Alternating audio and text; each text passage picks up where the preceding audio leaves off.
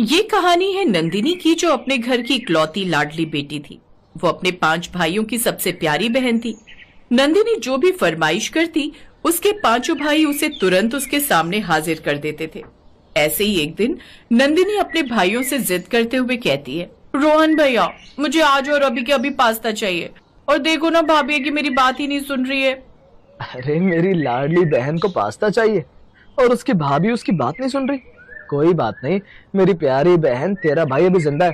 तेरा भाई तुझे खुद अपने हाथों से पास्ता बनाकर खिलाएगा। इतना बोलकर रोहन किचन में जाकर पास्ता ढूंढने लगता है।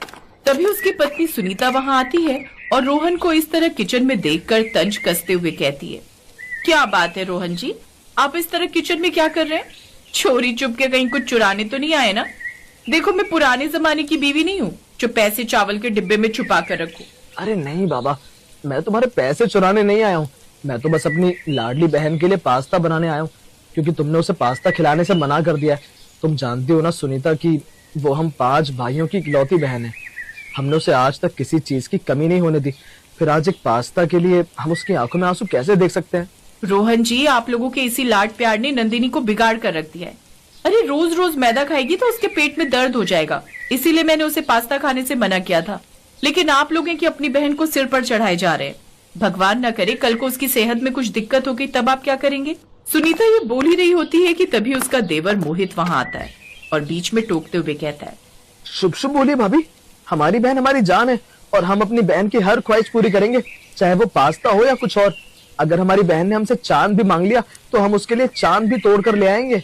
मोहित की ऐसी बातें सुनकर सुनीता अपना सिर पकड़कर वहीं बैठ जाती है। कुछ देर बाद सुनीता वहां से चली जाती है और मोहित और रोहन मिलकर अपनी बहन के लिए पास्ता बनाने लगते हैं। जब पास्ता बनकर तैयार हो जाता है तो नंदिनी बड़े ही चटकारे लेकर उसे खाती है। समय बीतता जाता है और देखते ही देखते कड़ाके की ठंड का मौसम शुरू हो जाता है। एक दिन नंदिनी अपने फोन में रील देख रही होती है, तभी उसकी नजर रसीले मीठे आमों पर पड़ती है। बेमौसम आमों को देखकर नंदिनी का मन ललचा जाता है और वो अपने तीसरे भाई विवेक के पास जाकर कहती है, विवेक भैया, मुझे आपसे कुछ बात करनी है। मुझे अभी के अभी आम खाने हैं। नंदिनी, तू पागल हो गई है क्या? बाहर देख कितनी धुंध है, हाथ पैर जम रहे और तुझे आम खाने? इस मौसम में आम कहाँ से आएंगे? मुझे कुछ नहीं पता। आपने ही कहा था ना कि जो मैं मांगूंगी वो मिलेगा। अब आप लाओगे या मैं रोना शुरू कर दूं? नंदिनी और विवेक आपस में बात कर ही रहे होते हैं कि तभी वहां सुनीता आती है और नंदिनी की बात सुनकर अपना सिर पकड़ लेती है। अरे ओ लाडली, जरा होश में आ। जनवरी की ठंड में आम मांग रही है। कहीं से एक आध मिल भी गया तो वो खट्टा होगा, गला पकड़ेगा और फिर डॉक्टर के चक्कर लगाने पड़ेंगे। रहने दे अपनी ये बचकानी से। भाभी प्लीज, आप बीच में मत बोलो। भैया देखो ना, भाभी हमेशा मुझे टोकती रहती है। तभी बाकी के चारों भाई रोहन, आकाश, मोहित और सूरज भी वहां आ जाते हैं और इस तरह नंदिनी और सुनीता को आपस में बहस करता देख रोहन कहता है, क्या हुआ? हमारी गुड़िया का चेहरा उतरा हुआ क्यों है? सुनीता, तूने फिर ऐसे कुछ कहा? मैंने तुम्हें कितनी बार कहा है सुनीता मेरी लाडली बहन को कुछ मत बोला कर, लेकिन फिर भी तू है कि सुनती नहीं। रोहन जी, मैंने नंदिनी को कुछ नहीं कहा। मैं तो बस नंदिनी को ये समझा रही थी कि भाभी बस मुझे ये बोल रही थी कि ठंड में आम कहाँ से आएंगे। भैया, मेरा आम खाने का मन है। अब आप ही देख लो किस तरह से जिद कर रही है। अरे ये कह रही है कि इसे अभी आम खाने। आप लोग ही बताओ, इस कड़ाके की ठंड में आम कहाँ से आएंगे? भाभी, आपने कह दिया ना कि कहाँ से आएंगे, बस अब यही तो हमें ढूंढना है। अगर नंदी ने आम मांगे हैं तो उसे आम ही मिलेंगे। चलो भाइयों, गाड़ी निकालो। आज पूरे शहर और आसपास के इलाकों में मिशन मैंगो चलेगा। जब तक आम नहीं मिलेगा हम घर वापस नहीं आएंगे। आकाश की बात सुनकर अब 5 भाई अपनी जैकेट उठाते हैं और घर से बाहर निकल जाते हैं। सुनीता दरवाजे पर खड़े होकर बस उन्हें जाते हुए देखती रह जाती है। देखते ही देखते पूरा दिन गुजर जाता है, पर उन्हें कहीं आम नहीं मिलता। अब रात के 11 बज रहे होते हैं। बाहर सड़कों पर काफी कोहरा हो रखा था। ठंड बढ़ती जा रही थी, लेकिन फिर भी उन 5 भाइयों ने हार नहीं मानी। रोहन अब गाड़ी चलाते हुए कहता है, भाई तू फोन कर उस बड़े फल व्यापारी को जो थोक में माल सप्लाई करता है। उससे पूछ के उसके किसी कोल्ड स्टोरेज में आम बचे हैं क्या? जी भैया। रोहन की बात सुनकर अब मोहित व्यापारी को फोन लगाता है और थोड़ी देर बाद बात करने के बाद वो रोहन से कहता है, भैया उसने फोन उठाया। वो कह रहा है कि उसके पास स्टॉक तो है, लेकिन वो गोदाम शहर से 60 किलोमीटर दूर एक सुनसान इलाके में है और वहां जाने का रास्ता बहुत खराब है। रास्ता खराब हो या मौसम, हमें आम चाहिए। उसे बोल हमारे बस गोदाम का ताला खोल कर रखे। इस तरह अब रोहन गाड़ी की रफ्तार तेज कर देता है और कच्ची सड़कों पर अपनी गाड़ी दौड़ाने लगता है। तभी अचानक उनकी गाड़ी का टायर कीचड़ में फंस जाता है। कोहरा इतना है कि उन्हें ठीक से समझ नहीं आता कि क्या करे। भैया गाड़ी तो फंस गई, अब क्या करें? उतर नीचे धक्का मारते हैं। नंदिनी इंतजार कर रही होगी, हम यहाँ हार मानकर नहीं बैठ सकते।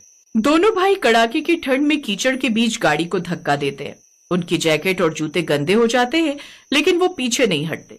करीब आधे घंटे की मशक्कत के बाद गाड़ी बाहर निकलती है और वो गोदाम पहुंचते हैं। उधर दूसरी तरफ विवेक और आकाश एक 5 स्टार होटल के किचन में घुस जाते हैं।